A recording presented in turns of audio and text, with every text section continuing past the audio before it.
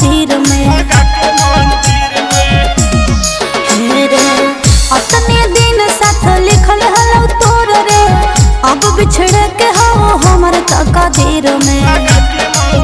योगे कर नहीं भरोसा ई हाथ के लकीर में, चल बिहा करबो भागा के मंदिर में। बदल देबो जे लिखल हो तो तकदीर में, चल बिहा करबो भागा के मंदिर में। राधा किशन के अधूरा होले प्यार रे, त कैसे पूरा हो तो हमनी फकीर में। भागा के मंदिर में राधा किशन के अधूरा होले प्यार रे, त कैसे पूरा हो तो हमनी फकीर में।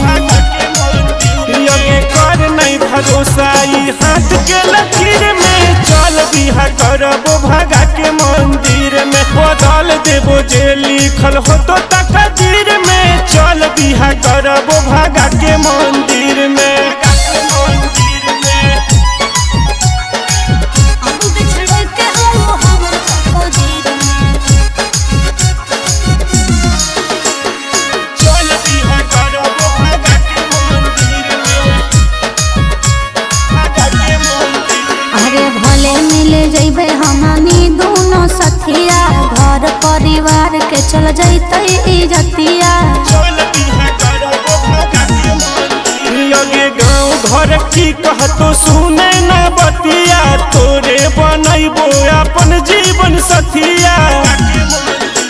रे तोरा से दूरी हो हमर मजबूरी रे, बाकी तोर जान रहतो हमरे शरीर में।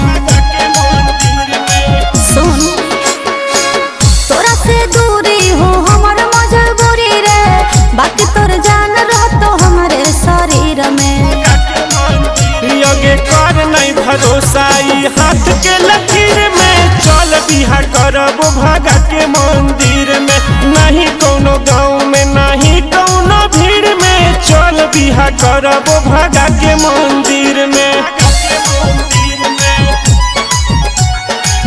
अब बिछड़े के हो हमर तकदीर में।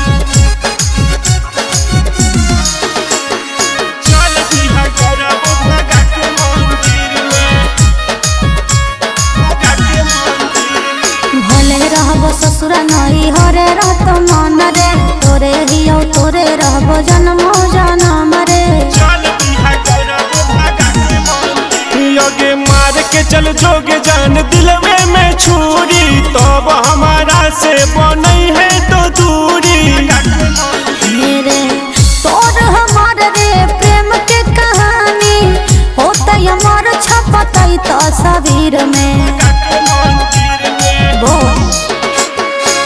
तोर हमार रे प्रेम के कहानी, होतै अमर छपतै तस्वीर में।